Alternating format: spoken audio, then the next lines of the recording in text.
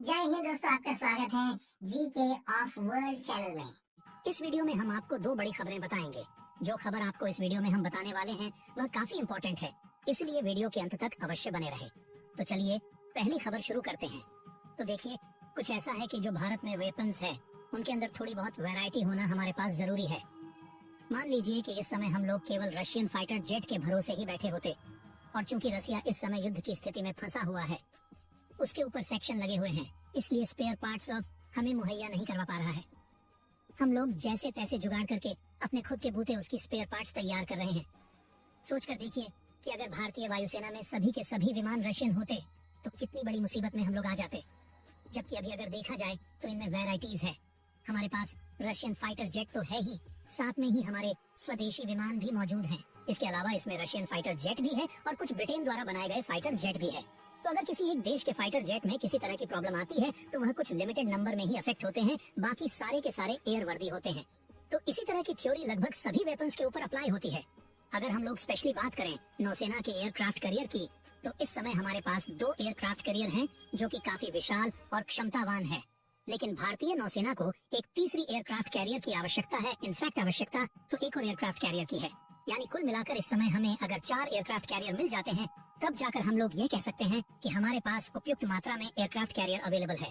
अभी कुछ सालों तक हमें शायद किसी एयरक्राफ्ट कैरियर की आवश्यकता नहीं है, लेकिन फिलहाल हर हाल में मिनिमम 3 एयरक्राफ्ट कैरियर तो चाहिए ही। 2 ऑलरेडी है। एक हम लोगों ने रसिया से जो पुराना खरीदा था उसे रिपीट करवा दिया है, जो कि कुछ सालों तक वर्ल्ड सर्विस दे पाएगा। और एक हमारा INS विक्रांत, वह भी ऑपरेशनल हो जाएगा। और इस साल 2024 में इसके अतिरिक्त तीसरे की बात चल रही है, यानी जिसे IS-C2 कहा जा रहा है। और फिलहाल बताया जा रहा है कि INS विक्रांत की ही सिस्टम क्लास का शेप होगा। अब जो हम लोगों ने INS विक्रांत तैयार किया है, तो उसमें हम लोगों ने जो इंजन इस्तेमाल किया है वे इंजन वो भी असली हमारे पास उपलब्ध नहीं है। इस वजह से हमने अमेरिका की जनरल इलेक्ट्रिक से इन्हें खरीदा है। और इन इंजन की अगर बात की जाए तो LM-2500 इसका नाम है। इस तरह के कुल 4 इंजन INS विक्रांत में लगे हुए हैं। और एक इंजन की अगर पावर देखी जाए तो लगभग 40 मेगावाट तक की वह पावर जनरेट कर सकता है। और काफी जाने माने इंजन्स हैं जो काफी ज्यादा उपयोग में लिए जाते हैं, और इसमें किसी तरह की कोई समस्या हमें देखने के लिए नहीं मिल रही है। लेकिन दोस्तों, समस्या अमेरिका के अंदर है।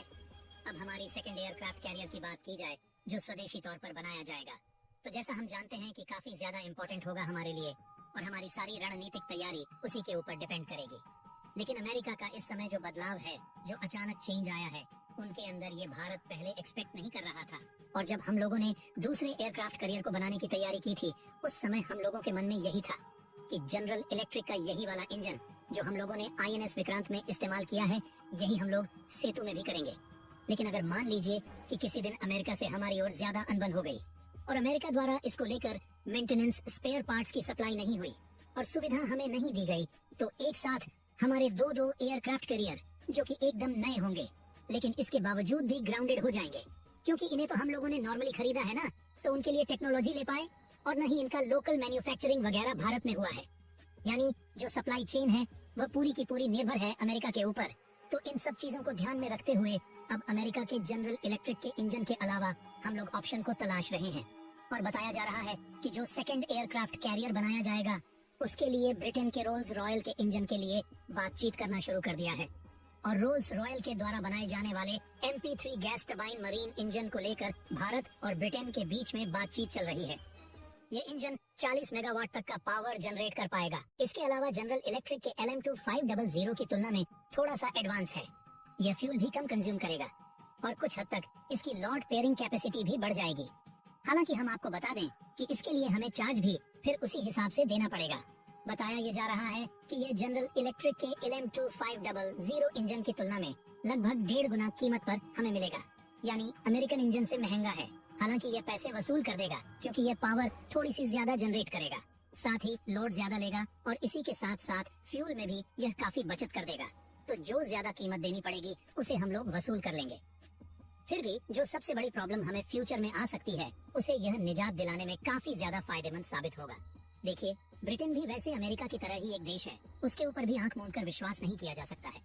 लेकिन अमेरिका और ब्रिटेन में अगर हम लोग कंपेयर करके देखें, तो अमेरिका जहां पर इकोनॉमिकली बहुत ज्यादा पावरफुल है, दुनिया के ऊपर एक तरह से राज करता है, उसकी धाक चलती है, सॉफ्ट पावर इसकी जबरदस्त है और जबरदस्त उसका इन्फ्लुएंस है। तो ऐसी स्थिति में आप इंजन संबंधित स्पेयर पार्ट्स मेंटेनेंस और ओवर सप्लाई कर सकते हैं। हालांकि को लेकर उसके ऊपर ज्यादा दबाव नहीं कर सकते। जबकि अगर ब्रिटेन की बात की जाए तो ब्रिटेन इस समय आर्थिक रूप से काफी ज्यादा प्रॉब्लम फेस कर रहा है। उसकी सॉफ्ट पावर उतनी नहीं है जितनी अमेरिका की है और भारत से कई मामले में अब वो लगातार पिछड़ते जा रहा है। अगर दूसरी खबर की बात की जाए तो दोस्तों, भारत एक ऐसे मिसाइल का टेस्ट करने की सोच रहा है जिसका चीन अभी से विरोध कर रहा है। जैसे भारत ने चीन पर परमाणु अटैक की तैयारी शुरू कर दी हो। चीन दुनिया का सबसे ताकतवर देश होने के दावे करता रहता है और अब भारत की एक मिसाइल टेस्टिंग से उसके माथे पर पसीना छूट रहा है। आखिर कौन सी है ये मिसाइल जिसकी टेस्टिंग की खबर ने चीन की नींद और चैन सब उड़ा दिया है? आखिर ऐसा क्या खास है इसमें कि चीन इतना घबरा रहा है? तो आपको बता दें कि ये मिसाइल है अग्नि प्राइम। हाल ही में भारत ने इसका एक टेस्ट कंडक्ट कर लिया है और अगला फाइनल टेस्ट जल्द ही होने वाला है। लेकिन चीन के लिए पंगा यह हो गया है कि अगर इस मिसाइल का टेस्ट हुआ तो यह इसकी बर्बादी का सबसे बड़ा अचूक हथियार बन जाएगी। इसी वजह से चीन को जैसे ही खबर मिली कि भारत ने अपनी अग्निपी यानी कि अग्नि प्राइम मिसाइल का सफल टेस्ट कर लिया है और अब आखिरी टेस्ट जल्द करने वाला है, तो चीन के होश उड़ गए। उसने ये कहना शुरू कर दिया कि भारत का यह कदम सही नहीं है, इससे दोनों देशों के बीच तनाव और बढ़ सकता है और भारत को संयम से काम लेना चाहिए। हालांकि चीन के मुंह से ऐसी बात ठीक नहीं लगती, क्योंकि भारत के बॉर्डर में मिलिट्री वाले गांव तक बना रहा है। चीन को टेंशन किस हद तक हो गई है ये इस बात से समझ लीजिए कि चीन के सरकारी अखबार ग्लोबल टाइम्स का कहना है कि इस टेस्टिंग के बाद बड़े पैमाने पर इस मिसाइल का उत्पादन होगा और आने वाले सालों में इसे सेना में शामिल कर लिया जाएगा, जो कि चीन के लिए बेहद ज्यादा चिंता का विषय हो सकता है। बाकी आप लोग अपनी राय कमेंट में बताइए कि क्या जिस तरह से भारत अपनी मिसाइल और एयरक्राफ्ट कैरियर को और मजबूती प्रदान कर रहा है, इस तरह से सुपर पावर डिफेंस सिस्टम बना पाएगा या नहीं। अगर आप अभी भी इस वीडियो को देख रहे हैं तो भारत के इस महान कारनामे के लिए इस वीडियो को एक लाइक करके चैनल को सब्सक्राइब